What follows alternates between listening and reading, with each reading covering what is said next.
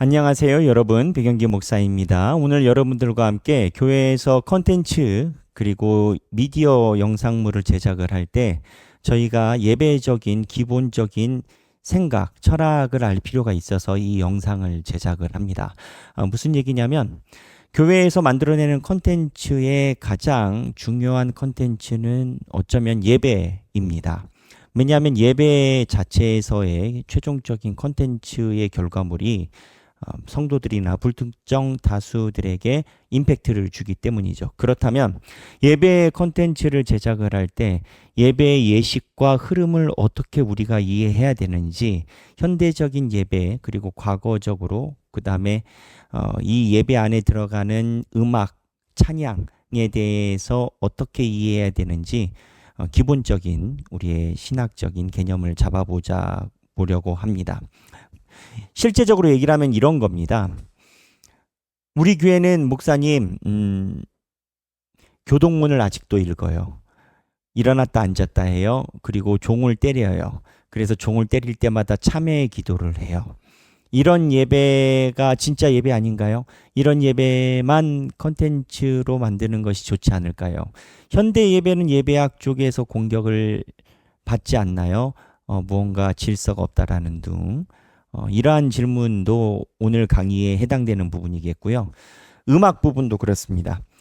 목사님, 우리는요, 오전에는 주일 1부 예배, 2부 예배 드리지만 그때는 드럼, 기타 안 칩니다.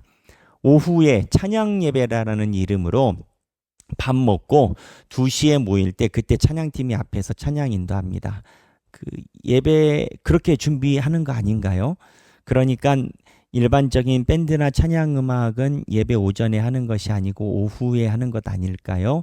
라는 이러한 질문과 생각들을 우리가 어느 정도 이해하고 어떠한 것이 건전한지, 옳고 그름의 문제는 아니겠죠. 옳고 그름의 문제는 아니고 현대적으로 건전한지 이해를 가져가게 함에 있습니다. 왜냐하면 컨텐츠를 제작을 할 때 우리가 그 컨텐츠가 가지고 있는 파급력을 고려하면 우리가 만드는 컨텐츠에 대한 생각도 일정 부분 철학을, 신학을 가지고 있어야 되기 때문입니다. 그래서 오늘 제목을 기독교 컨텐츠 제작과 예배라는 이름으로 강의를 드리도록 하겠습니다. 자, 먼저 이제 예배 의식서에 대해서 이야기를 합니다. 첫째, 성경 안의 예배 의식의 형태를 간단히 좀 살펴보려고 합니다. 성경 안에 예배의 구약 안에 있는 예배의 형태는 4가지 정도가 있습니다. 지금 우리가 이제 예전의 의식에 어떤 것이 적절한가 이제 그 얘기를 나누려고 하는 겁니다. 구약 안에 있는 예배의 형태는 주로 4개 정도로 우리가 이야기를 합니다. 첫 번째는 알터라고 이야기를 하는 제단 형식이죠. 제단이 뭡니까? 야곱이 지나갈 때마다 하나님께 단을 쌓고 돌베개를 쌓고 이렇게 창세기에 나오는 선조들 족장들의 시대에는 하나님께 예배드린다라고 하면은 그때는 제단을 쌓고 하나님께 예배를 드렸습니다. 이거를 상상해보면 이런 겁니다. 유목민족 아니겠습니까? 동물, 소와 나귀 같은 거를 날마다 이렇게 데리고 끌고 다니는데 이 유목민족들이 가는 곳에서 하나님께 예배 드릴 때 교회가 없잖아요. 그 다음에 예배 드릴 수 있는 신방상 이런 게 없잖아요. 그럼 어떻게 하겠어요? 주변에서 좋은 돌들을 가져다가 이렇게 단을 쌓아요. 단을 쌓고 그 위에 예배의 번제물로서 동식물을 하나님께 드리고 그 다음에 하나님께 예배를 드린 거죠. 그래서 구약 안의 예배 형태가 원래는 제단 중심의 예배 형태였는데 이게 하나님께서 모세를 통해서 성막을 주시면서 형태가 바뀝니다. 성막은 뭡니까? 광야에서 하나님께서 지시한 대로 지어놓은 이동식 최초의 성전 아니겠습니까? 이스라엘 백성들이 이집트에서 바로 밑에 400년 있었죠. 400년 있고 난 다음에 출애굽했습니다. 출애굽하고 난 다음에 광야 생활할 때 하나님께서 너희들은 이렇게 예배드려라 라고 10계명을 주셨고 그리고 그 10계명을 주신 것에 따라서 예배드릴 처소를 주셨는데 이 성막 형태가 있습니다. 그래서 이 2가지를 보면 두 가지를 생각을 할 수가 있는데요. 어떠한 두 가지냐? 장소적 개념, 형태적 개념이 변하고 있다라는 거죠. 그러니까 변화를 받아들이고 있는 하나님이 지시한 변화의 형태가 있는 거고, 두 번째는 이 변화에 따라서 그 예배를 담는 컨텐츠, 예식 순서도 바뀌게 된 거죠. 무슨 얘기냐면 제단 안에서 하나님께 예배드릴 때 예식 순서가 있었겠습니까? 일단 성경에는 기록이 없습니다. 그래서 제단에서 어떻게 예배를 드렸는지 예식적 1번 송영, 2번 회개, 3번 성경 봉독 이런 예식의 흐름에 대해서 우리가 알 수가 없고요. 성막이 등장하면서 하나님께서 속건제, 속죄제, 기본적인 예배의 스타일, 형식, 무엇을 입어야 되고 어떠한 동식물을 드려야 되고 성막 때, 출애굽 때, 레위기 이때 이제 하나님이 주신 가이드라인이 생기기 시작한 겁니다. 그런데 이거는 이제 성막 안에서 있는 가이드라인이라고 얘기를 할 수가 있겠죠. 무슨 얘기냐? 성경의 흐름을 보면 세 번째로 예배의 형태가 바뀌기 시작합니다. 언제? 솔로몬이 하나님께 성전을 드렸을 때. 솔로몬이 하나님께 성전을 드렸을 때 어땠습니까? 처음으로 고정된 건물에 하나님께 예배를 드리기 시작된 겁니다. 세내는 게 아니고 고정된 건물. 그전에는 어떤 형태였습니까? 그전에는 유목민이었기 때문에 성막이 어디를 가든 텐트를 내리면 그곳이 하나님께 예배드리는 장소였어요. 처음에는. 그런데 이제 성전으로 옮겨가면서 어떻게 되냐면 이 형태가 바뀌니까 일단 건축물이 달라져요. 그렇죠. 성막은 가죽천으로 했는데 성전은요. 돌로 했잖아요. 그 다음에 성전에서 형태가 갖춰지면서 예배의 세부적인 예전이라고 얘기를 하는 예배를 어떻게 드릴 것인가에 대한 연구가 시작되기 시작합니다. 그럴 수밖에 없죠. 정형화된 성전에 들어가면 형식을 가져갈 수밖에 없으니까.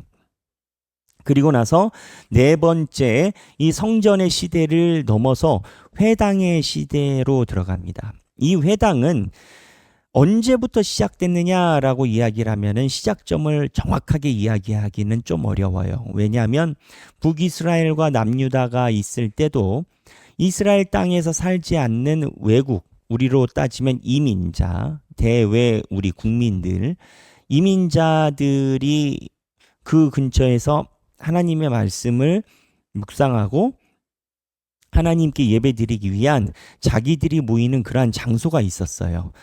해외에서 예배드리기가 쉽지 않을 거 아니에요. 그러니까는 이러한 예배를 드릴 수 있기에 자기네들이 모여 있는 곳에 장소가 있었어요.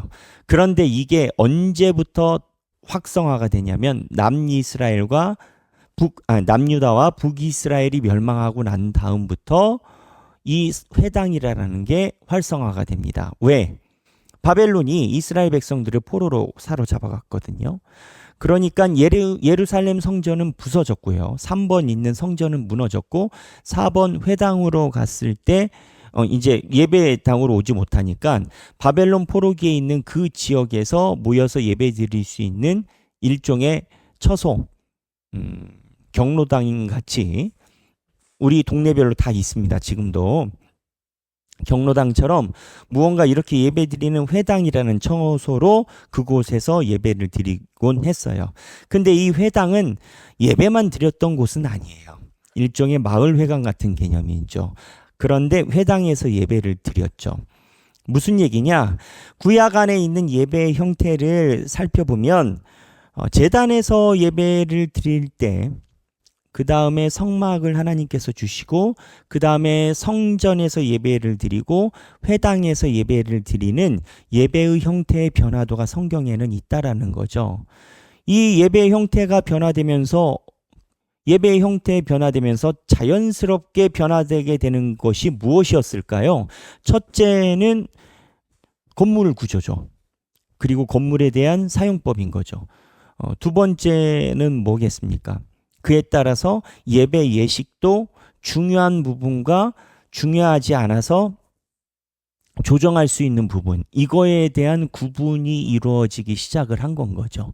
그래서 구약 안에 있는 예배 형태를 보면 제단, 성막, 성전, 회당을 통해서 장소, 그리고 장소는 간단히 장소에서 끝나지 않습니다. 여러 가지 성물에 해당되는 여러 가지 장비들, 그 다음에 이 장비들을 활용하여 예배를 드리는 예배 방식까지 구약 안에서는 지속적으로 변화가 있었다라는 겁니다. 이 부분을 여러분들에게 강조하는 이유가 있겠죠. 왜? 예배의 형태와 건물과 여러 가지 예배에 사용되는 여러 장비들은 시대적으로 변화도는 계속 있었다. 구약 안에서도 이미 그러한 족적이 남아져 있다. 이렇게 말씀드릴 수 있겠습니다. 그렇다면 신약에서는 변화가 어땠는가? 신약에서도 물론 당연스럽게 변화가 있을 수밖에 없었습니다. 예수님이 부활하시고 승천하셔서 하나님 오른편에 가셨지 않습니까? 그리고 나서 지하에 있는 교회가 형성되기 시작했습니다. 도미티안 황제의 박해 이후로, 그 전에도 그랬지만 유대인들에게 의해서 기독교인들은 배척을 당했고요. 유대인들은 예수를 메시아로 생각 안 하니까. 그리고 로마의 입장에서는 예수 그리스도가 실패한 반역자였기 때문에, 그 다음에 도미티안 황제 이후로는 나라가 어려워지면 기독교인들 때문에 그렇다라는 색깔 프레임까지 씌워놓은 상태였기 때문에, 그렇기 때문에 가톨릭 지하교회 시대로 돌입하면서 교회가 지상적으로 또는 사람들 눈에 보이는 곳에서 예배드리지 못하고 음지로, 지하로, 빛이 비치지 않는 곳, 그런 의미에서 음진 겁니다. 이 카타콤 같은 그런 곳으로 교회가 이동하기 시작됐죠. 그러면 지하교회로 이동하면 예배의 순서와 예전은 어떻게 됐을까요? 변화가 있었을까요? 없었을까요? 당연히 있죠. 지하교회로 내려가면서 예전이 변화가 없었을 수 있겠습니까? 변화 있을 수밖에 없죠. 그리고 나서 313년 콘스탄틴 로마의 황제가 공인을 했습니다. 그 다음부터 이제 기독교가 사람들의 눈치를 보지 않아도 되는, 어쩌면 역설적으로 조금만 시대가 흘러가서 기독교인이 되어야만 출세하는 역전 현상이 일어나는 그 시대를 맞게 되면서 다시 솔로몬 때처럼 건물, 그 다음에 예배에 대한 강조 시기가 오게 된 건 거죠. 그게 3번 카톨릭 시기라는 겁니다. 자, 이러한 흐름을 여러분들께 보여드리는 이유가 있습니다. 뭐냐? 예배에 대한 건물과 예배의 형태는요, 성경 안에 있는 것을 면밀히 살펴보기만 해도요, 지속적으로 변화가 있었다라는 겁니다. 외부적인 요인으로 인해서 변화가 있기도 했지만 내부적인 요인에서도 변화가 있었던 겁니다. 내부적인 요인은 예수 그리스도로 인한 내부적 구성원들의 변화가 생기고, 또 유대인들은요, 이방 사람들을 포교하려고 하지 않아요. 유대인들은 선민 사상만 있고 이방 사람들은 이방인이에요. 그런데 예수님의 제자들은 그렇지 않거든요. 땅 끝까지 이르러 내 증인이 되라라고 하고 세례를 주고 하셨기 때문에, 그래서 기독교인들은 세례를 통한 포교 활동이 크리스찬 기독교인들은 하나님 예수 그리스도의 지상 명령으로 있기 때문인 거죠. 그래서 구약 시대에 있었던 예배 형태는 다 하나님 믿어요. 넌 크리스찬이 여기 없어요. 하지만 신약은 달라요. 신약은 전도 대상도 들어오고 그렇잖아요. 그래서 시대적 흐름에 보면 건물에 대한 변화도도 당연히 있을 수밖에 없었고, 그리고 건물에 대한 변화뿐만 아니라 구성 인원, 교인들의 구성 인원과 색깔의 변화도 지속적으로 있을 수밖에 없었고, 그러다 보니까 예배를 드리는 예전이라고 하는 예식서가 당연히 다양성을 가질 수밖에 없었다. 변화도가. 이렇게 이야기를 드릴 수 있겠습니다. 그래서 이 흐름을 따라서 종교개혁 시대 때 가톨릭과 칼빈이 이제 나눠지기 시작했죠. 여기 3번의 카톨릭 시기를 넘어서 종교개혁 시대로 갔을 때 카톨릭과 칼빈이 나눠지기 시작했죠. 이때 칼빈도 예배를 세워야 되는 입장이었습니다. 예배란 무엇이냐? 근데 가톨릭에 있는 예배를 칼빈은 비판했어요. 왜 칼빈은 비판했느냐? 가톨릭은요, 칠성사라고 해가지고 7가지의 성스러운 예배가 있습니다. 그 중에서 뭐 결혼식도 들어가고요. 뭐 여러 가지가 들어가요. 근데 칼빈 입장에서는 가톨릭이 하나님의 말씀대로 신앙을 지도하지 않고 교황의 권위를 세우려고 쓸데없이 많은 예전이라고 얘기를 하는 예배적인 스타일을 양산해냈다라고 칼빈은 봤습니다. 무슨 얘기냐? 소위 신부 사제들이 하나님의 말씀에 없는 것을 자기네들이 힘주려고 했다라는 거죠. 그러다 보니까 종교개혁 시대에 칼빈을 포함한 많은 종교개혁자들은 가톨릭이 가지고 있던 예배 형식을 그대로 답습하지 않았습니다. 오히려 더 그냥 바닥에서부터 다 뜯어 고쳤습니다. 그럼 여기에서 드는 질문이 있지 않습니까?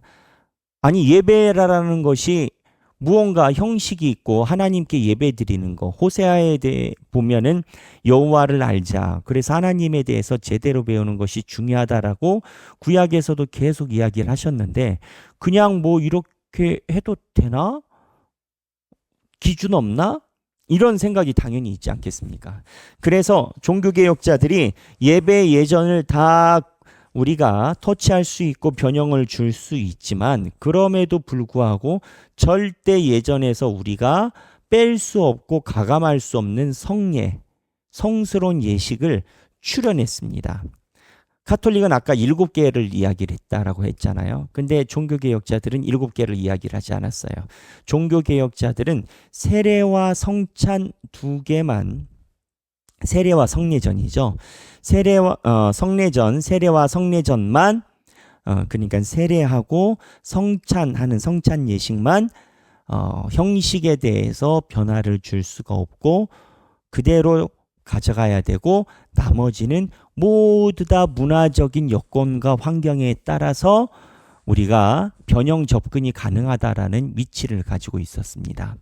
세례와 성찬을 변화 불가능하다라고 가진 이유는 어디에 있을까요?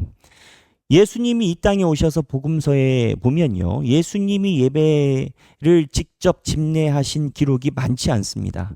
근데 2번 나와요. 세례식하고 성찬식입니다. 물론 세례식하고 성찬식이 과거에 기독교인들, 그러니까 구약시대 때 이게 예배로 여겨졌느냐에 대해서는 의견들이 좀 분분합니다. 일단 세례식은 구약에 없었고요. 그렇죠? 그 다음에 성찬 예식 같은 경우도 떡을 나눠주고 하는 거니까 구약이 없었는데, 그래도 구약시대에 무언가 소소히 전도를 한 건 아니지만 유대인들에게 합류하고 싶어하는 소수민족들에게 대한 예식서가 있지 않았을까라고 추정하는 사람이 있습니다.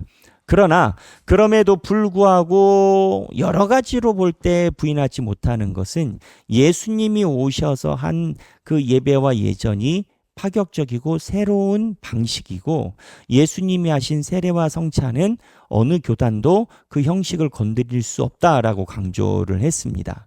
근데 이걸 강조를 한 이유의 이면에는 물론 이 세례와 성찬이 중요해서 강조한 것이 있지만, 사실은 세례와 성찬 빼고는 다 가능하다라는 이러한 견지를 피력하기 위한 그런 방법론적인 접근이 있었던 게 사실입니다. 무슨 얘기냐? 지금 똑같은 얘기를 하고 있는 건 거예요. 우리가 구약 예배에서부터 올라왔잖아요. 구약 예배, 그 다음에 신약 예배, 지하교회 콘스탄틴 공인 이후 가톨릭 시기, 그 다음에 종교개혁 시기, 이 시기에 모든 것이 시대적으로 예배 형식이 변하기도 하고 변한 게 가능했던 기독교의 역사가 있다라는 겁니다. 그러면 한국교회 초기 예배는 어땠는가? 한국교회 초기 예배도 마찬가지예요. 칼빈에 의해서 세례와 성찬이 아니면 현장과 현실에 맞춰서 얼마든지 변형을 줄 수가 있기 때문에 한국교회 선교사들에 의한 초기 한국교회의 예배 형식도 특이한 게 있습니다. 세계적으로 없는 게 있어요. 그게 뭐냐? 대표 기도입니다. 원래 예배는요, 레위 족속에 의한 사제에 의한 집례가 예배입니다. 예배가 무엇이냐라고 하면 그 예배가 무엇이든지 간에 사제에 의해서 집례가 되어야 그게 예배 아니겠습니까? 그렇지 않겠습니까?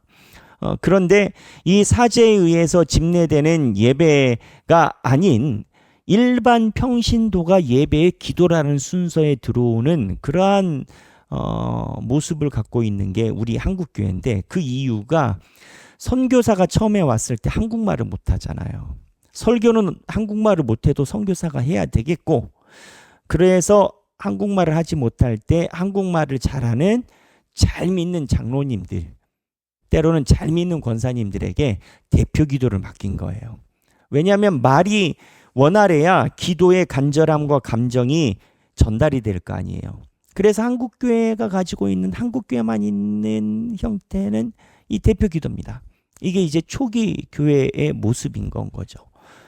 그래서 제가 강조하고 싶은 것은 이에 대한 비판이 아니라 한국교회의 오리지널 모형도 이미 변형이 가해져 있었고, 그리고 현재 전통 예배라고 우리가 동네에서 다 드리는 전통 예배도 마찬가지입니다.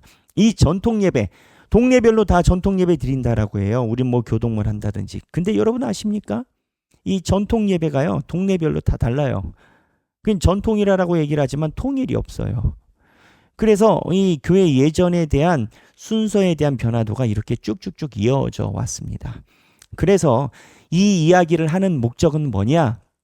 우리가 기독교의 콘텐츠를 제작하고 미디어적으로 접근을 할 때 예배의 형태에 대해서 자유롭고 다양성이 있음을 우리가 인식을 해야 된다는 거죠. 여러분이 예배를 기획하는 PD라고 생각을 해보십시오. 아니, 아무리 그래도 교회가 생각하는 가이드라인을 벗어나면서 예배를 만들 수는 없는 거 아니겠습니까? 그래서 그 가이드라인을 벗어나지 않으면서 예배를 제작한다라고 치면 가이드라인이 뭔지 알아야 될 거 아니에요. 그래서 이런 예배에 대한 기본적인 개념을 여러분들에게 지금 강의를 해드리고 있습니다. 이 다음에 이 한국적 상황에 대한 예배의 다양성을 좀 봐야 됩니다. 그리고 세계적 현재의 다양성을 봐야 됩니다. 이 부분은 두 번째 강의에서 이어서 하도록 하겠습니다. 자, 오늘 첫 번째 강의, 성경에 있는 예배 그리고 종교개혁 시대의 예배적 형태에 대해서 강의 드렸습니다. 강의 잘 참고하시고 두 번째 강의에서 만나겠습니다.